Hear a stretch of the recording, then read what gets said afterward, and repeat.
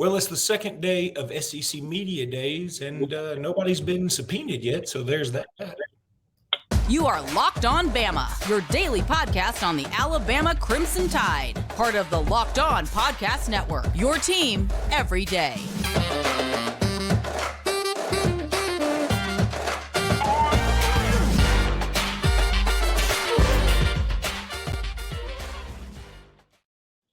Hey, everybody, and welcome back into Locked On Bama. Luke Robinson, that's me. Jimmy Stein, that's him. Jimmy, it's the second day of SEC Media Days, and Georgia was there today. Auburn was there today. Vandy was there today, and I got the sense that the SEC commissioner was like, all right, everybody, listen. Vandy's going to be here in a few minutes. When they get here, I want you to treat them just as nicely as you treat everybody else. Y'all have got to be a little nicer to Vandy. I mean, it's like when they are there, it's like it's like getting a duplicate baseball card you already have in your pack. I mean, it's like I wanted something different. I mean, I just feel like I got robbed out of a spot, but that's okay. Hugh Freeze and Auburn didn't really say a ton. They did sort of talk about Jarquez Hunter just for a second, that there's a university issue. There was that, but there really wasn't much else that was said. Georgia, Kirby Smart was there, and I listened to some of their player interviews, and really it was just all sort of the same stuff. Hadn't been a lot of excitement yet. Maybe it'll come tomorrow with Alabama there. Yeah, no true huge story I will say about Vanderbilt and Clark Lee. You know, he kind of comes across when he speaks as like too smart to be a football coach, which is so on brand for Vanderbilt. I mean, it's like, boy, that is a good fit because he comes across like really, really bright.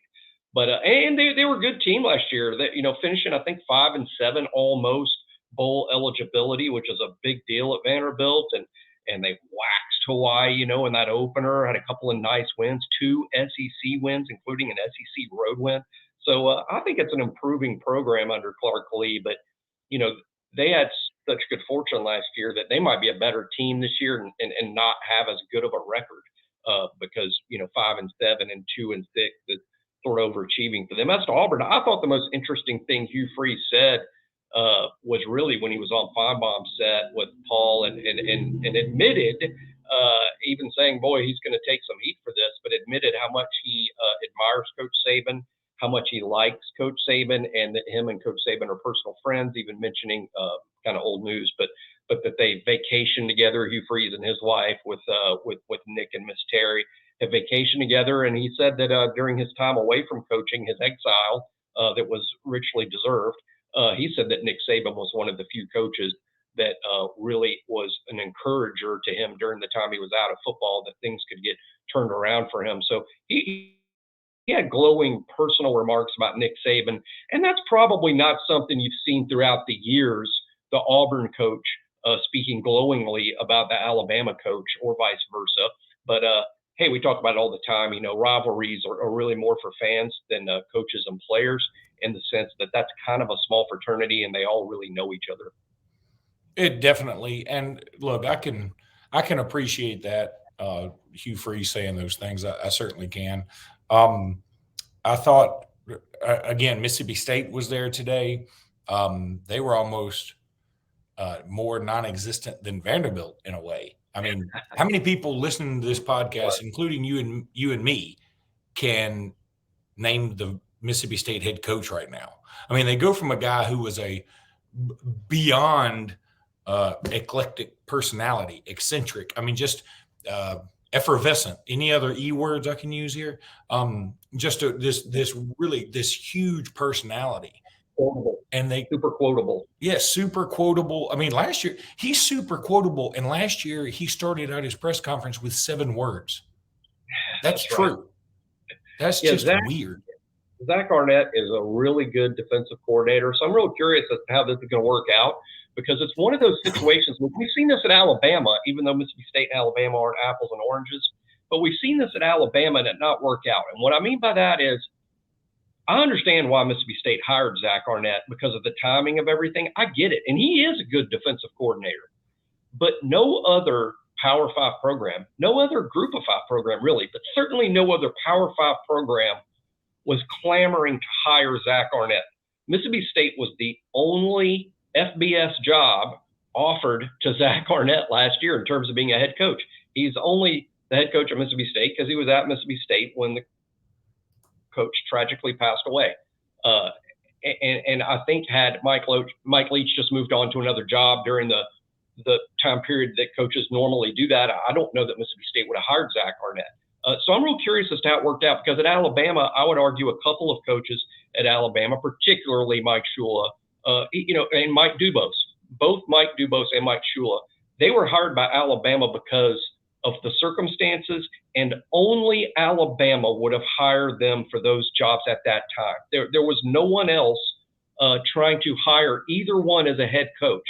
And one lesson I've learned, hopefully we won't have to deal with replacing Nick Saban soon, but this is a lesson for me, and who knows how it's going to work out. Me and you hopefully will still have a show during 20 years from now when Coach Saban retires. But one of the mantras for me, Luke, is I don't care who we hire. I will be saying this all the time. I want to hire who our peers would hire. I want to hire someone that Ohio State would hire, someone that USC would hire, someone that Texas would hire, someone that LSU and Georgia would hire. I don't want to hire somebody that only Alabama would give this guy a shot. That just hasn't worked out. You know who would have hired Nick Saban?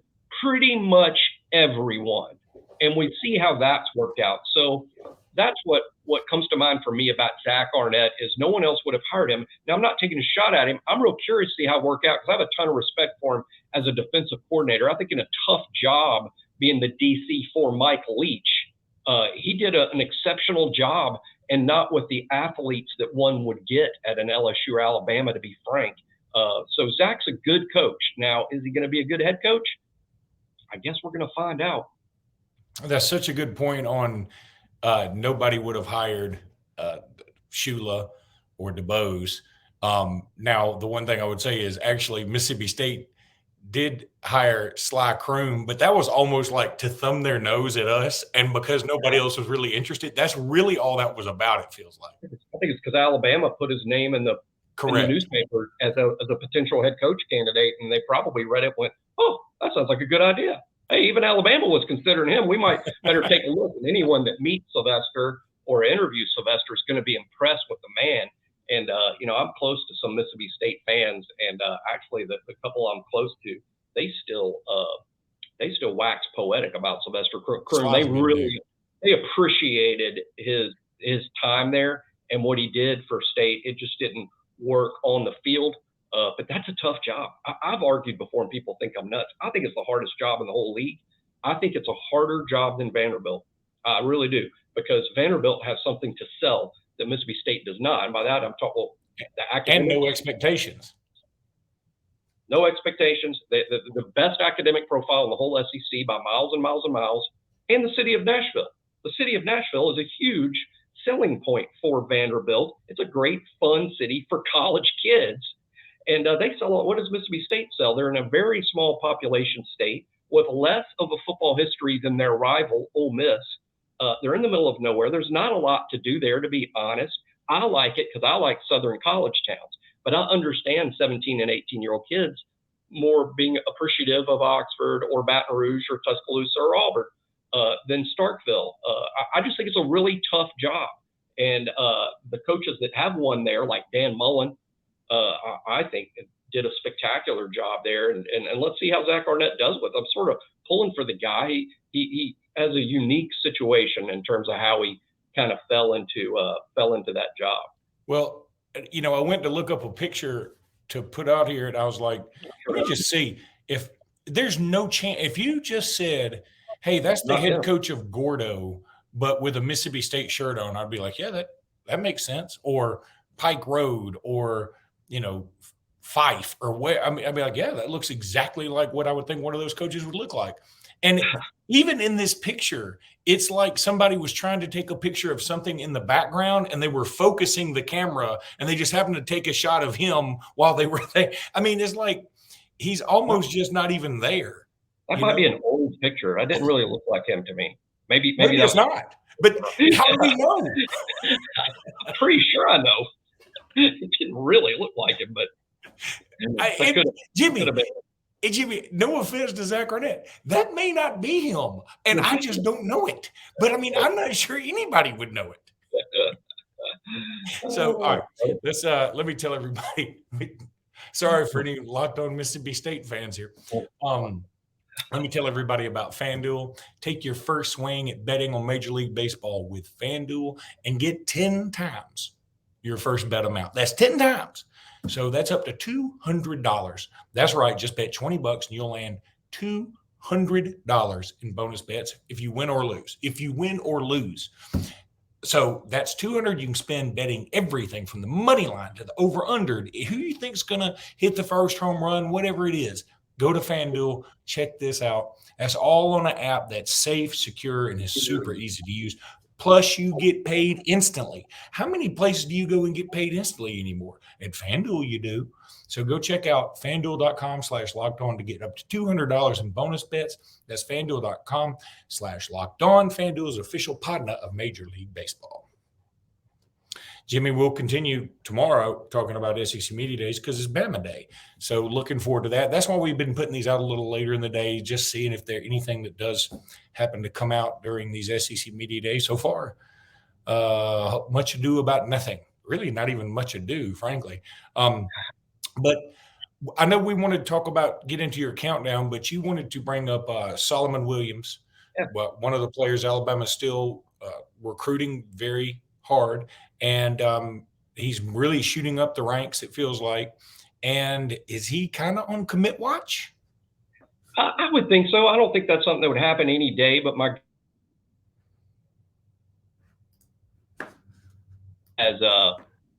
Hastings. Jimmy, I muted you by accident. Yeah, so, hey, just let the world know that was you. That was Luke the Muter. Luke the Muter got me this time. How did I mute you? I don't know. I did notice on the screen it said that, but I ignore a lot of what I'm told on the screen. So Joseph Hastings of BOL, my guy, my co-worker, he is down in Orlando today. Follow Joseph Hastings on Twitter, and you can see he took some really cool video of Solomon Williams today working out. So check that out, everybody, and you can see why Alabama is pretty enamored with this guy. His ranking isn't super elite right now just yet, but as we know, it's still somewhat early. We've got senior season, we've got all-star games. All of those things could act to move rankings one way or the other, but we believe Solomon would move up. He's an interesting outside linebacker prospect because of his size at 6'2", 255. He doesn't fit the profile of a lot of Alabama's pass rushing outside linebackers. Alabama ideally likes a little longer guys, Will, Keon Keeley, Tim Williams type, 6'3", 6'4", and above, that can really get after the passer, right? Well, Solomon is built more at the same stage like Anthony Jennings, like Denzel Duvall, like Ryan Anderson, where they're sort of like first and foremost thicker edge setters. Alabama signed one very recently, 2 cycles ago, in Jeremiah Alexander, who's also very similarly sized to Solomon Williams. And Alabama likes that type. When I named all those guys, Courtney Upshaw will be another one pretty similar, actually. When I name all those guys, notice that they were all starters. They all played significant roles at Alabama, except for Jeremiah, who's still a young player, still has, we'll see what happens with his career. But Duvall, Ryan Anderson, Courtney Upshaw, they all played at Alabama. Anthony Jennings, who I think is actually the best comp of all of them. Again, very similarly sized to those guys at the same stage, and a very similar film to those guys. So Alabama likes Solomon Williams a lot. We think he likes Alabama a lot. I wouldn't necessarily say, hey, he's on commitment watch, like this is something that could happen any day now. But I do think that as of now, I think it's very likely, or I should say more like it's very possible that Solomon Williams ends up on Alabama's commitment list at some point during this cycle. Good player, very physical, very aggressive, good pass rusher for sure, but just really, I would start any eval of him by saying he's a real physical presence on the football field. I'm trying to get us. Boy, I'm really off my game on the moving around the old mouse today. But anyway, yeah, I like him a lot. And the more I see of this guy, the more I like him. And he's one of those that, give the Alabama staff credit. I've been hearing his name for quite some time. Give the Bama Online staff some credit. I've been hearing his name for some time. And, you see higher on this guy than I think the other services, right? I mean, I don't have the rankings in front of me, but I believe on 3. Well, he's a 4-star with you guys. He's a 4-star with you guys. And, again, I mean, it sounds like such a homer when I say it, but I'm a big fan of our rankings department. The people that do it, I think, are the best in the industry. I mean, they just really are. And I know people say, of course, he's going to say that he works there. But, I'd put let's see in a few years when we do the comparisons in terms of who was more accurate. I just have a lot of faith in Charles Power and his people in our rankings department. I'm a big fan of the people who sign my paycheck. I really am. Charles ain't signing my paycheck. That's BOL that does that. But we're part of the On3 network and just have good people. Solomon did come to Alabama's camp this summer, and as we all know, that's a big thing with Saban. So the fact that he came to camp, performed in front of Saban, and Alabama's still chasing after him, that should tell everybody all they really need to know. All right, Jimmy, let's take a break. When we come back, a couple of countdown guys. And we're back. Jimmy, getting into your countdown again, let's go with one Mr. Earl Little. The best play I think he's made at Alabama was in the 8A game this year when he knocked away a pass very athletically. He didn't intercept it, but he was able to tip it away. It would have been a touchdown. It was a great play. But a lot of promise with this kid, and I know the fans are very, very high on him.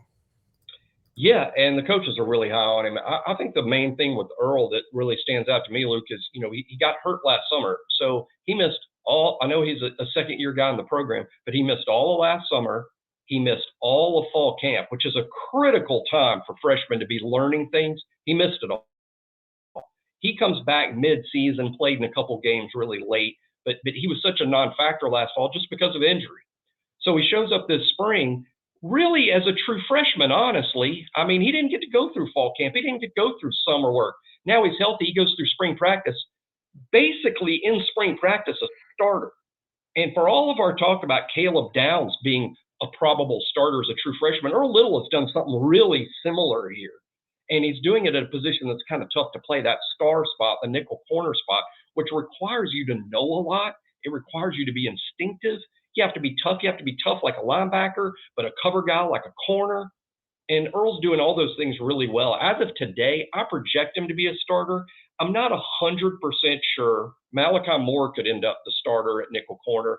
And that's why I have Earl down here in the mid-20s and not a little higher, because I'm not 100% sure he'll be the starter, but I believe he will. I mean, that's my projection today, is that he will be a starter game 1, quarter 1 against Middle Tennessee State, and he's going to be manning that position for a couple of years or more. Real instinctive, built like a safety, has cornerback skills. Dab was a really good player, so he's very instinctive and tough, but there's every reason for Alabama fans out there to know that name, Earl Little Jr., and Earl's going to be a significant player at Alabama, no question. The next guy on your countdown is somebody who was a surprise last year, Kobe Prentice, seen here catching a touchdown against Arkansas. And, he sort of burst onto the scene, then he disappeared a little bit, and then he had a nice back end of the season. Had that 47-yard touchdown against Kansas State, where really, it was a great play by Bryce Young. Bryce was really probably should have been sacked that play, but he's able to find Prentice across the middle, and Prentice makes a couple of moves, breaks a tackle, and next thing you know, he's gone.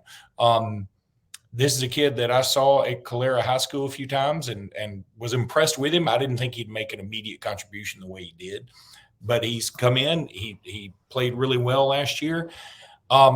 He's a name that sort of gets lost in the shuffle when it comes to wide receivers. You're talking about receivers right now.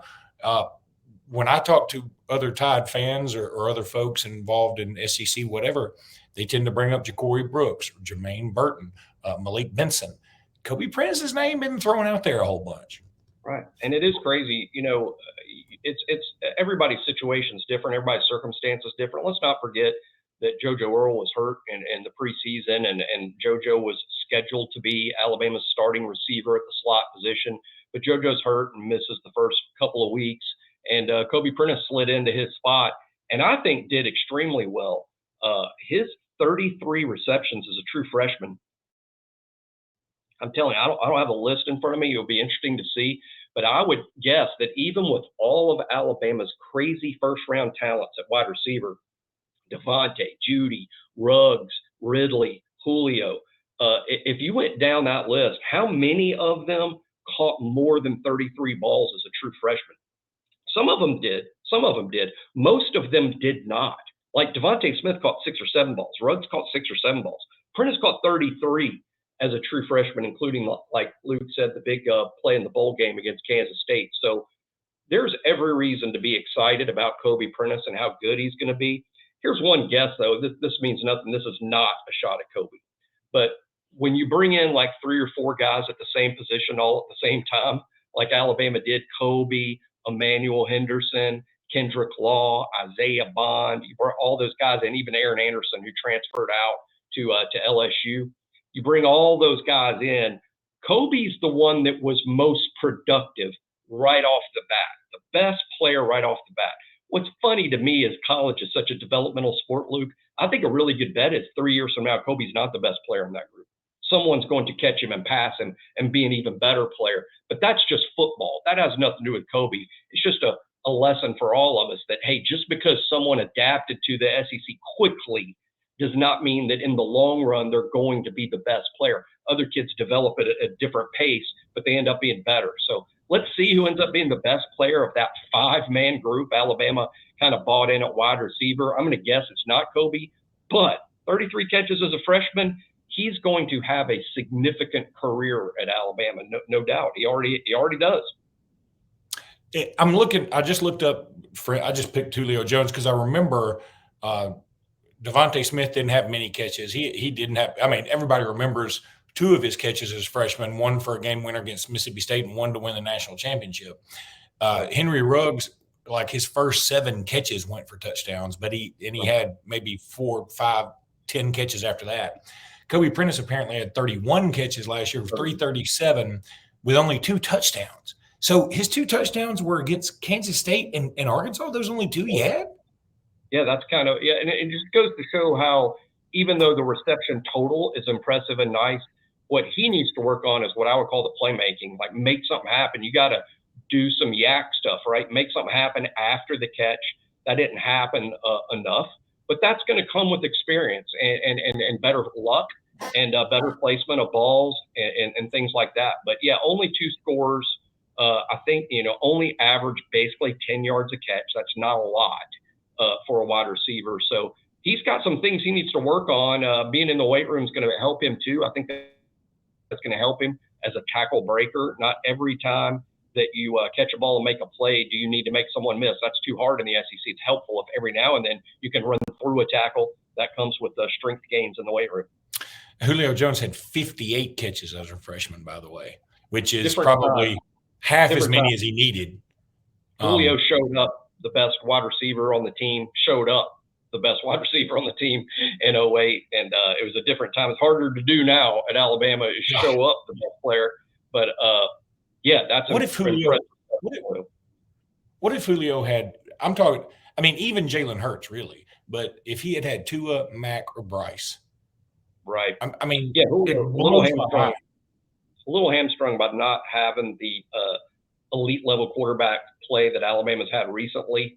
That was another thing that held Julio back, and the offense. Alabama's a little run first, MTAQ type offense.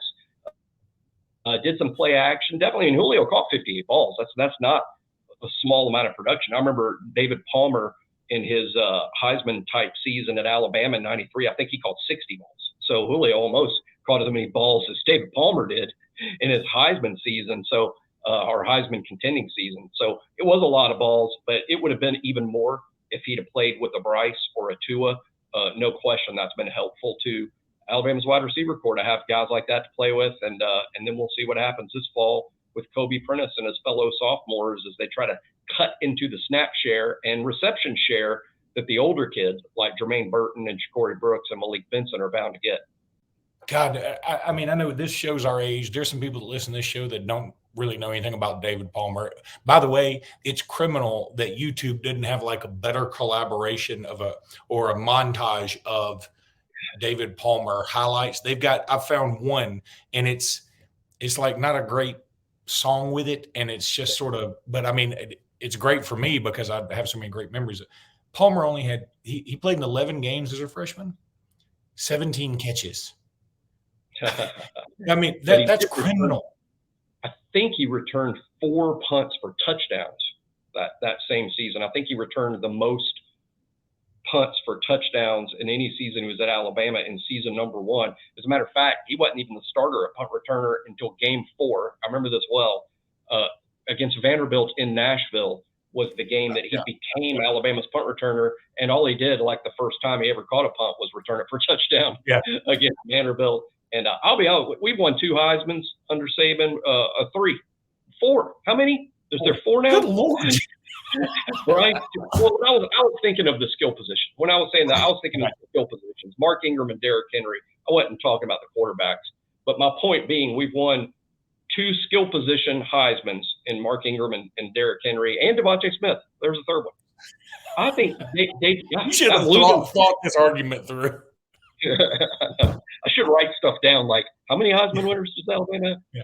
My point being, even with all those Heismans that I can't even keep track of, I'm not so sure. I still don't consider David Palmer the most talented offensive player I've ever seen at Alabama. The most gifted offensive player. It's just a different time. He didn't get to play in these offenses. No telling what he would have done in the modern game.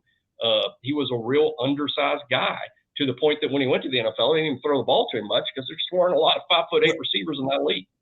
And like, can you imagine him in today's game with so much space? Like, there wasn't any space back then. Everybody's shoulder pads took up all the space. Those shoulder pads back then were huge. But anyway, boy, I highly recommend people go do research on David Palmer. He's one of the most ridiculous players I've ever seen in my life. But anyway, that's going to do it for today's podcast. Thank you guys so much for making this your first listen. We love you so much. Please go visit our sponsors, FanDuel and everybody. Go Bird Dogs, all of them. Go check them out. We'll be back tomorrow. Until then, roll tide, everybody. Roll tide.